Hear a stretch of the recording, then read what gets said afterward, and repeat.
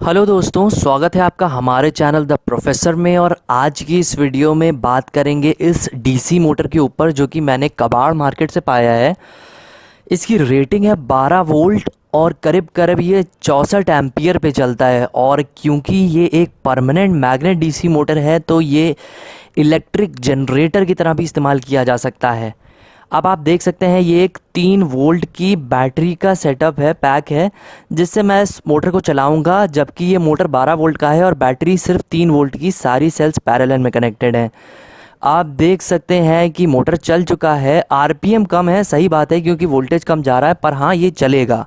Motor बहुत ही smooth चलता है और ये बुशेस पर है, बेरिंग्स पर नहीं है। और इस पूरी वीडियो में मैं आपको ये मोटर खोल के दिखाऊंगा कि ये कैसा काम कर रहा है। तो इससे पहले आगे बढ़ते हैं, मैं आपसे कह दूंगा कि मैंने ये चैनल नया शुरू किया है और मैं हिंदी में वीडियोस बनाऊंगा सारी की सारी, और ऑलमोस्ट डेली डालूंगा। तो मुझे मोटिवेट करने के लिए मुझे आप लोगों की सहायता चाहिए होगी कि आप लोग, जितने भी लोग इन वीडियोस को, मेरी वीडियोस को देख रहे हैं, उसे सब्सक्राइब करें और बेल आइकन दबाएं ताकि अगली वीडियोस आप मिस ना करें, जिससे कि मैं बहुत ज़्यादा से ज़्यादा यूनिक और अच्छे से अच्छा कंटेंट आपको इस चैनल पे दिखाने की कोशिश करूँगा हिंदी में। और इंग्लिश के लिए मेरा दूसरा चैनल जो मिस्टर इलेक्ट्रॉन के नाम से है वो तो है ही, उसका लिंक डिस्क्रिप्शन में पड़ा रहेगा, चाहे तो उसे इंग्लिश में देख सकते हैं। अब चलिए आरपीएम टेस्टिंग कर लेते हैं कि 3.7 वोल्ट की बैटरी कनेक्ट करने के बाद कितना बना रहा है। आप देख सकते हैं करीब 1250 आरपीएम ये निकाल रहा है 3.7 वोल्ट्स पर। तो 12 वोल्ट्स पर इसका आरपीएम बहुत ही ज़्यादा हो जाएगा, करीब 3 गुना या 3.5 गुना। आप देख सकते हैं कि 12 वोल्ट पर मैथ के हिसाब से आरपीएम आ रहा है 4285। तो अब चलिए इस पूरी मोटर को खोल लेते हैं और देखते हैं इसके अंदर कौन कौन से पार्ट्स हैं, कितनी ज़्यादा मोटी वाइंडिंग का इस्तेमाल किया गया है, कैसे इसके लैमिनेटेड कोर्स हैं और कितने मोटे और मजबूत मैग्नेट्स हैं, और ब्रशेज़ हैं 4 हैं या 2 हैं, मैग्नेट्स 4 हैं या 2 हैं, ये सब देखते हैं। आर्मेचर को मैग्नेट्स के बीच से निकालना हमेशा ही मुश्किल रहा है, क्योंकि मैग्नेट जो है वो आपके आर्मेचर के कोर को कायदे से लॉक कर लेते हैं। तो इसकी वजह से हमेशा से शाफ्ट पर प्रेशर लगाना पड़ता है, चाहे वो आप ठोक कर लगाएं या फिर दूसरी तरफ किसी और चीज़ से बहुत ज़्यादा खींच कर लगाएं। उसके बिना निकलना उसका बहुत ही मुश्किल है। अगर वो मोटर काफ़ी बड़ी है, छोटी तो फिर भी निकल जाएगी। यहाँ पर दोस्तों आप देख सकते हैं कि ये जो आर्मेचर है इसकी वाइंडिंग कितनी थिक है और कितनी हाई क्वालिटी की है।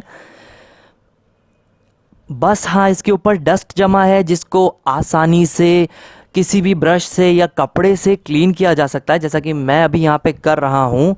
और इसके जो लैमिनेटेड आयरन कोर्स हैं उनको भी क्लीन कर देते हैं जब इसको पूरा खोल ही लिया है। तो आप देख सकते हैं नीचे उसका जो कॉपर का पूरा रिंग है वो आपका कम्यूटेटर कहलाता है इंग्लिश में। तो जो कम्यूटेटर है वो बिल्कुल भी नहीं घिसा है। हालांकि ये आपका मोटर हमारा काफ़ी पुराना है, मैंने मार्केट में पुराना ही लिया है, और उसके बाद भी बिल्कुल नहीं घिसा है। तो यानी काफ़ी टाइम तक अच्छे से इसका इस्तेमाल किया जा सकता है। बस ताकि ये स्मूथ चले, इसकी वजह से इसकी थोड़ी क्लीनिंग और ऑयलिंग की ज़रूरत है, जो कि मैं अभी करे दे रहा हूँ। सामने बाएं हाथ की तरफ ऊपर में आप देख सकते हैं इसका जो फील्ड है वो रखी हुई है, जिसमें आप देख सकते हैं आपको 2 मैग्नेट्स नज़र आएंगे। ये मैग्नेट्स कॉनकेव मैग्नेट्स की तरह नज़र आते हैं, क्योंकि इनका शेप जो कॉनकेव लेंसेज होते हैं उनसे मिलता है।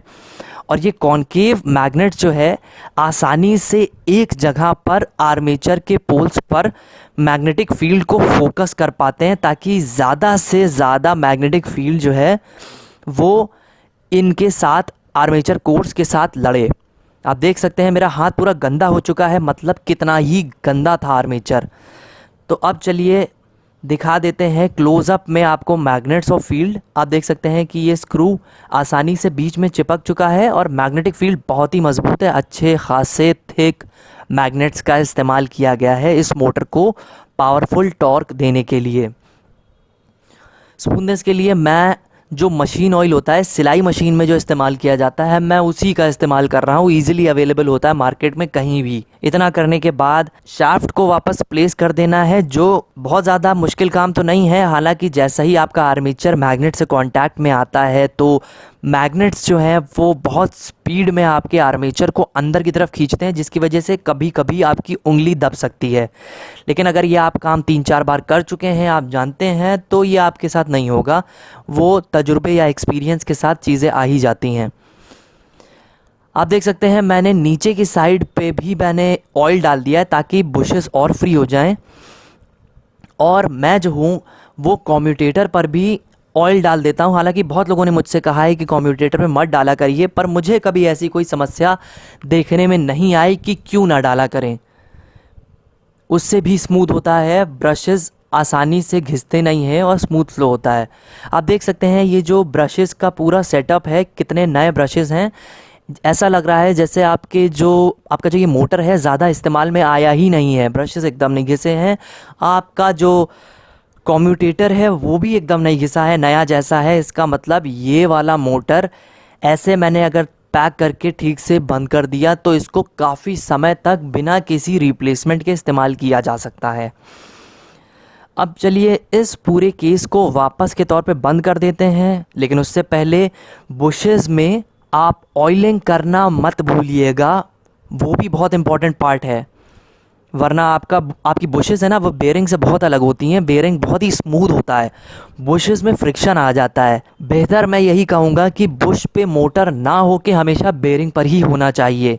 बहुत ज़्यादा फ्रिक्शन होता है। मेरे हिसाब से बुश एक ओल्ड टेक्नोलॉजी है और एक सस्ती टेक्नोलॉजी है, तो बेयरिंग पर ही होना चाहिए। उससे लॉसेस कम होते हैं, बिजली ज़्यादा बचती है। अब चलिए इसको जनरेटर की तरह टेस्ट कर लेते हैं। मैंने इसके ब्लू और ब्लैक टर्मिनल पर मीटर को कनेक्ट कर दिया है डीसी मोड में। ये डीसी निकालेगा। आप देख सकते हैं करीब 6 वोल्ट 6.5 वोल्ट डीसी निकाल रहा है। इस मीटर के तार जो है उल्टे लगे हैं मोटर में या जनरेटर में, जिसको मैं इस्तेमाल कर रहा हूँ। इसकी वजह से नेगेटिव में डिस्प्ले दिखा रहा है। और इस जनरेटर को चलाने के लिए मैंने एक आरओ पंप के मोटर का इस्तेमाल किया है, जिसको मैं डीसी मोटर स्पीड कंट्रोलर के हेल्प से कंट्रोल कर रहा हूँ। और दोनों के शाफ्ट को मैंने back to back drill chuck के सेटअप से कनेक्ट किया हुआ है, जिससे परफेक्ट अलाइनमेंट मिला है और कोई वाइब्रेशन नहीं है, बस थोड़ा सा है। अब चलिए वोल्टेज तो हमने देख लिया, चलिए देखते हैं कि ये करंट इतना बना पा रहा है कि ये बल्ब को जला पाए। ये 12 वोल्ट का कार का हेडलैम्प बल्ब है और आप देख सकते हैं इसने बहुत ही खूबसूरत तरीके से इसको जला दिया है। कनेक्ट करने पर हालांकि थोड़ा सा वोल्टेज ड्रॉप आया था, करीब 1 वोल्ट का, और आरपीएम भी आपका गिरा होगा क्योंकि लोड पड़ता है तो मोटर को घूमने में थोड़ी मुश्किलें होती हैं, जिसकी वजह से आपका वोल्टेज भी गिरने लगता है। अगर आप अपने मोटर का या जनरेटर का आरपीएम बनाए रखें उतने ही पर, चाहे कितना भी लोड कनेक्ट किया जाए, तो आपका वोल्टेज नहीं गिरेगा। और अगर गिरेगा तो बहुत ही ज़रा से गिरेगा, जो कि कंसिडर नहीं किया जाने वाली चीज़ है। अब मैंने मीटर को करंट मेजरमेंट मोड पे कर दिया। अब direct short circuit current testing करने जा रहा हूँ मैं। आप देख सकते हैं आर्किंग स्पार्किंग हो रही है टर्मिनल पे टच कराने पे, और ये इसने करीब 10.5 एम्पियर करंट निकाल दिया है यहाँ पर आपके सामने ही। और दोस्तों एक बात ध्यान रखिएगा, ये पीला वाला मीटर 10 एम्पियर के ऊपर करंट मेजर ही नहीं कर सकता। तो ये आपको मैक्सिमम करंट जितना दिखा सकता है उतना शो कर रहा है। और ये जो काला वाला मोटर है जिसको मैं जनरेटर की तरह इस्तेमाल कर रहा हूँ और कबाड़ से उठा के लाया हूँ, ये मोटर आपका करीब 64 एम्पियर्स तक निकाल सकता है। अभी मैं वोल्टेज टेस्ट कर रहा हूँ। आप देख सकते हैं कि इसने करीब 12.5 वोल्ट निकाल दिया था, जो कि डायरेक्टली प्रोपोर्शनल है, डायरेक्टली प्रभावित है आपके आरपीएम पर। लाइक आरओ के मोटर की जो स्पीड है जितनी ज़्यादा तेज़ होगी उतना ही ज़्यादा वोल्टेज वो वहाँ पर जनरेट करेगा। तो मैंने आपको दिखा दिया कि कैसे मैं इसकी स्पीड बढ़ा रहा हूँ। अब मैंने जो आपका ये मोटर है जिसको जनरेटर की तरह इस्तेमाल कर रहा हूँ, इस पर मैंने बहुत सारे लोड्स को कनेक्ट कर दिया है। 2 तो कार के हेडलैम्प बल्ब्स हैं, एक आपका करीब 52 वाट का permanent magnet geared DC motor है, और आपका तीसरा जो है वो एक BLDC 25 वाट का फ़ैन वाला मोटर है। तो अब चलिए स्टार्ट करते हैं और रन करते हैं। तो दोस्तों मैंने अभी इस सेटअप को ऑन नहीं किया हुआ है, मैं अभी आपको कनेक्शंस दिखा रहा हूँ। तो हाँ, अब मैं ऑन करने जा रहा हूँ सेटअप, और आप यहाँ देख सकते हैं कि दोनों बल्ब बहुत तेज़ी से जल चुके हैं और मोटर भी चल चुके हैं। और ये हमारा मोटर जिसको मैं जनरेटर की तरह इस्तेमाल कर रहा हूँ, ये भी बहुत कायदे से परफॉर्मेंस दे रहा है। अच्छा खासा वोल्टेज और करंट जनरेट हो पा रहा है इस पूरे से। हालांकि अभी मैंने जो लोड कनेक्ट किया है वो बहुत ही कम है उस पावर के हिसाब से जितना ये जनरेटर जनरेट कर पाएगा। 2 बल्ब हैं, एक हमारा 52 वाट्स का मोटर जैसा कि मैंने बताया, और उसके साथ एक ब्रशलेस फ़ैन मोटर है जो कि चल रहा है। तो दोस्तों, इससे ये सीख मिलती है कि जितने भी मैग्नेट टाइप के परमानेंट मैग्नेट मोटर्स होते हैं, डीसी मोटर्स, उनको एक बहुत ही पावरफुल अच्छे खासे जनरेटर की तरह इस्तेमाल किया जा सकता है। बस उसमें मैग्नेटिज़्म होना चाहिए, और बेहतर है कि ज़्यादा से ज़्यादा लो आरपीएम का होना चाहिए, क्योंकि हाई आरपीएम में आपके ब्रश जो है ज़्यादा घिसते हैं। जैसे ये वाला जो जनरेटर है ये करीब आपका लेता है 12 वोल्ट प्रोड्यूस करने के लिए 4500 आरपीएम, जो कि बहुत ही ज़्यादा है। अगर इसी की जगह ये केवल 1000 आरपीएम लेता तो ये कहीं ज़्यादा यूज़फुल होता, इस्तेमाल के लायक होता कहीं ज़्यादा। अभी भी है पर उतना नहीं जितना 1000 आरपीएम के केस में होता। तो दोस्तों, एक बार फिर से आपसे कहूँगा, गुजारिश है कि आप प्लीज़ इस चैनल को सब्सक्राइब करना ना भूलिएगा। जितने भी लोग आप लोग जितने भी लोगों सब देख रहे हो, सब लोग इस चैनल को मिल के सपोर्ट करो, सब्सक्राइब करो और बेल आइकन दबाओ। और मैं हर बार वादा करता हूँ आपको डिफरेंट और बेहतर और से पहले से बेहतर कंटेंट ला के दिखाऊँगा।